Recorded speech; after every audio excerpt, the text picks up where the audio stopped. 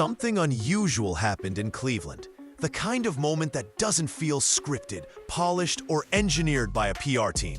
It felt real.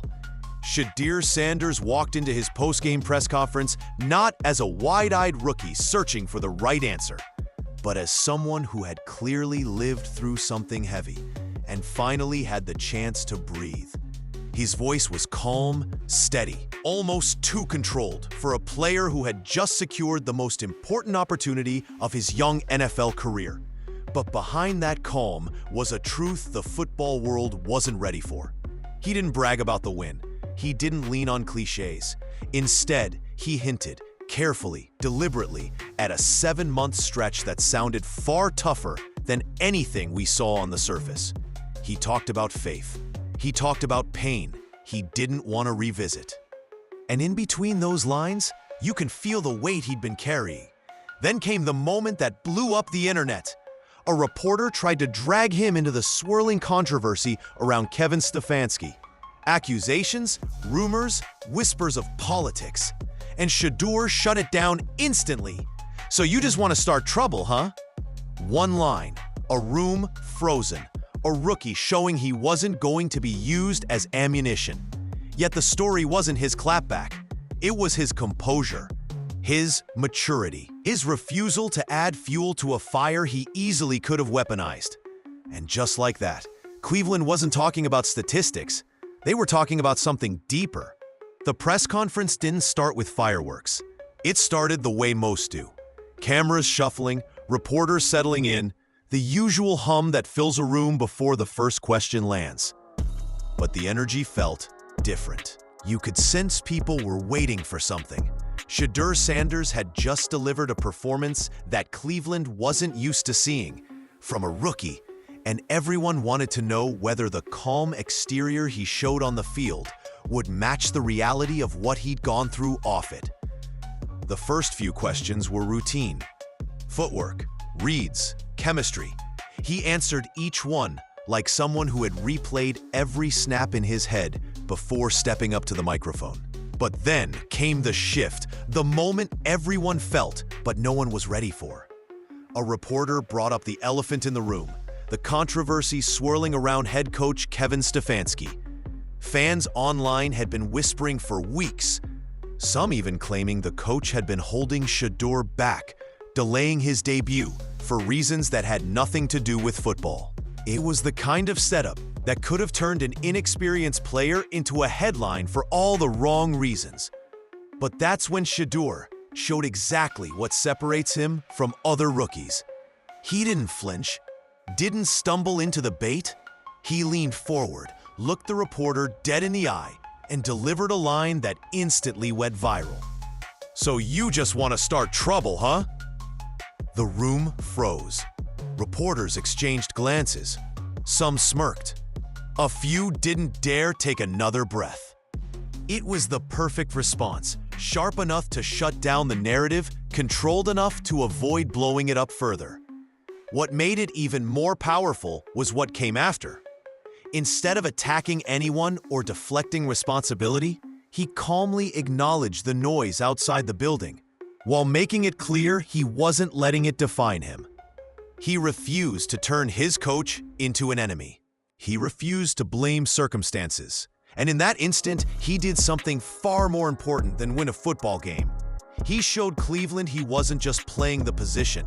He was owning it. Before Cleveland started chanting his name, before analysts clipped every throw he made, and long before that press conference moment went viral, Shedeur Sanders was living a very different reality, one that most people didn't pay attention to, and one he almost never talked about. His rise to the starting role looked sudden to fans, but nothing about the journey felt sudden to him. It was a climb, a grind, and at times a quiet kind of suffering. When he first arrived in Cleveland, he wasn't the spotlight rookie. He wasn't the guaranteed face of the franchise. He was another young quarterback buried on a depth chart behind veterans, facing a locker room full of questions and a city filled with expectations he didn't ask for. Coming from college, where he had complete command of his offense, he now found himself in a place where every rep mattered. Every misread was magnified, and every mistake could have cost him an opportunity that might not come again. And yet, through all of it, he stayed silent, stayed focused. Reporters noticed early on that even when he wasn't taking physical snaps, he was glued to the plays unfolding on the field. While other rookies joked around or drifted at times, Shedeur was absorbing everything. Protections, blitz looks, timing, the way different receivers broke off routes. He studied the game like someone who believed his moment was coming, even if no one else did. But beneath that discipline was the truth he hinted at during the press conference. The past 7 months weren't easy. They were heavy. Fans didn't see the nights when he went home frustrated, wondering if the opportunity would ever come. They didn't see the mental toughness it took to show up every day without knowing when or if his chance would arrive. So when he finally stepped onto the field as QB1 and then into that press room as the man of the moment, it wasn't luck or timing or hype. It was the result of everything he kept inside: the patience, the pain, the faith, and the relentless preparation that no one else could measure. This is why his rise feels different. It's not a miracle story. It's the beginning of a long-awaited reveal.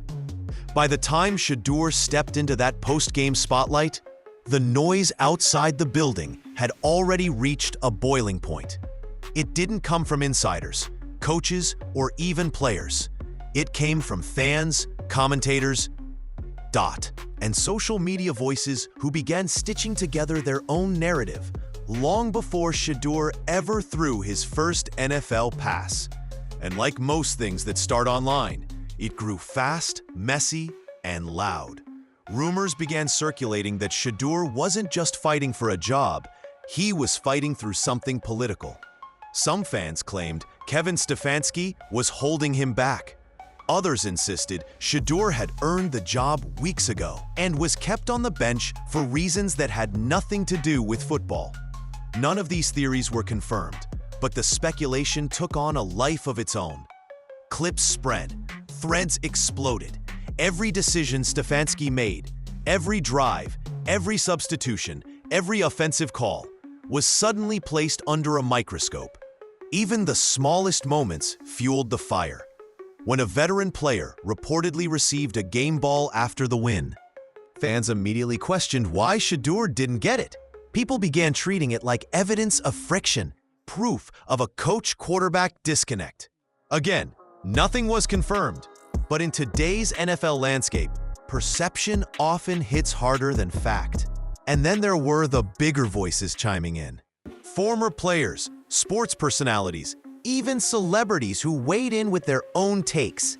Some defended Stefanski. Others demanded Shedeur start permanently. A few went as far as saying Shedeur saved the coach's job, fueling the idea that the rookie had become bigger than the system built around him. But here's the part that really matters. Shedeur never added to the noise. Not once. He didn't hint at mistreatment. He didn't feed the rumors. He didn't let others turn his journey into a soap opera. Even when reporters presented him with the perfect opportunity to expose someone or validate the speculation, he refused. He kept his focus narrow, his tone controlled, and his words sharp enough to shut down narratives without disrespecting anyone. In a league where a single quote can spark weeks of controversy, that restraint showed maturity far beyond his age. The whispers may have been loud, but Shedeur made one thing clear. He wasn't letting anyone else tell his story. Once the controversy-laced questions died down, something else began to surface. Something far more telling than any rumor or headline. It came through the way Shedeur talked about his journey, the way he described the pressure, and the way he chose his words with a kind of intentional calm you don't often see in rookies. When he spoke, you could feel he wasn't just giving answers. He was protecting something. Guarding parts of a story that clearly mattered to him, but that he wasn't ready to put on display for the world. One reporter asked if the past 7 months had been harder than he let on. It was a simple question, soft on the surface, but loaded underneath. Most rookies would have shrugged it off with a cliché about staying focused or trusting the process. But Shedeur didn't hide. He didn't pretend, and he didn't sugarcoat it. Instead, he said something that made the room fall quiet. "I don't like looking back at the past and how I was feeling in that moment." That one line told a deeper story, one he wasn't ready to fully unpack, but one you could hear in the tone of his voice. He didn't deny the struggle. He didn't claim it was exaggerated. He simply refused to relive it. That kind of honesty doesn't come from a place of ego. It comes from experience. It comes from someone who has carried frustration privately, fought doubt silently, and found a way to show up anyway. And when he talked about belief, not just in himself, but in the players around him, you could see why the locker room has gravitated toward him so quickly. "The reason I'm confident is because the guys believe," he said. It wasn't bravado. It wasn't swagger. It was a statement rooted in trust, in connection, in leadership that doesn't need to be loud to be powerful. Then there was his comment about never being comfortable, about understanding how fast things can be taken away in this league. That mindset isn't normal for someone who just won their first NFL start. That's the mentality of someone who knows exactly what it took to get here and has no intention of letting it slip. In that press conference, the world didn't just hear a rookie quarterback. They heard a leader in the making. What separates a young quarterback who flashes for a week from one who changes the trajectory of an entire franchise isn't usually the highlight throws. It's the details, the tiny, unglamorous pieces of the job that fans rarely notice, but teammates always do. And in Cleveland, those details are starting to stack up in ways that nobody can ignore. You can see it first in the chemistry developing between Shedeur and his receivers. The timing on routes is sharpening week by week, not because of luck, but because he studies how each guy moves. He knows who accelerates out of breaks, who sells double moves best, who adjusts mid-route when a defender gets physical. That early touchdown he threw, it wasn't just execution, it was trust built in the film room, reinforced by repetition, and the receivers are responding. They're finishing plays with a kind of urgency that only appears when players believe their quarterback will reward their effort. Then there's the rapport with the offensive line, something most rookies struggle with.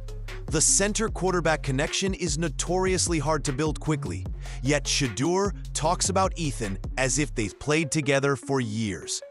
Understanding cadence, reading fronts together, adjusting protections. Those are the invisible battles that win games long before the ball leaves the quarterback's hand. And Shedeur is already handling those responsibilities like a seasoned pro. His breakdown of opposing defenses might be the most impressive part. When asked about the next opponent, he didn't give generic compliments. He dissected their disguises, pressure packages, coverage tendencies. That's not normal rookie vocabulary. That's the language of someone who's been preparing long before he got the keys to the offense. It shows a level of mental preparation that elevates everyone around him. Even the run game is feeding off his presence. Dylan Sampson's confidence hasn't wavered despite slow numbers early in the season, and Shedeur made sure the world knew that, calling out Sampson's energy and consistency. It's a small gesture, but for a locker room, it's everything. When a quarterback publicly lifts his teammates, morale rises, effort rises, unity rises. These subtle shifts, the timing, the communication, the trust, are the foundation of something bigger.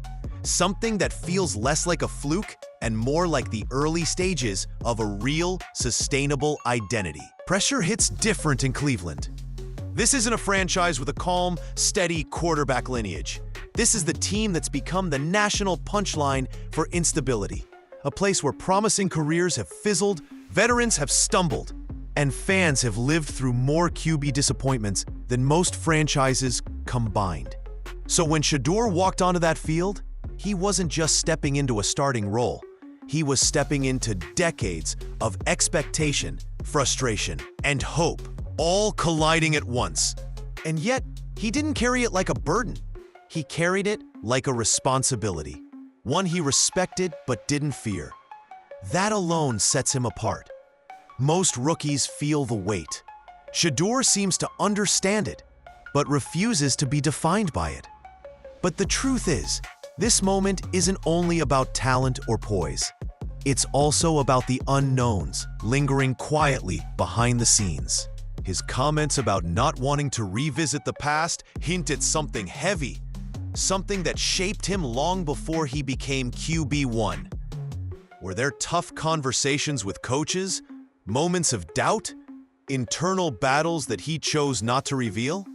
Nobody knows, and he's made it clear he doesn't plan on opening that chapter anytime soon. And then there's the Stefanski question.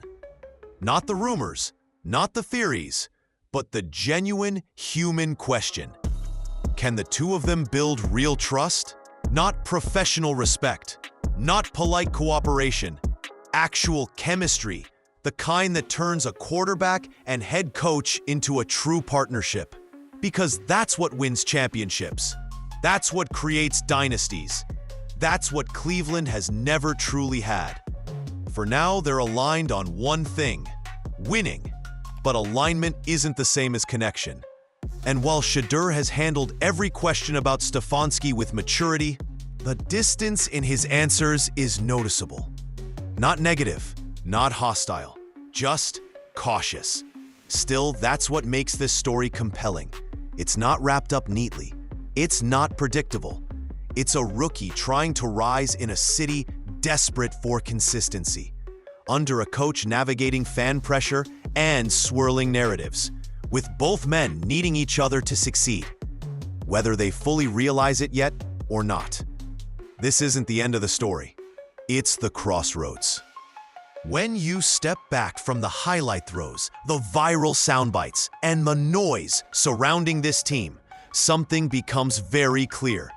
Cleveland isn't just watching a rookie quarterback find his footing.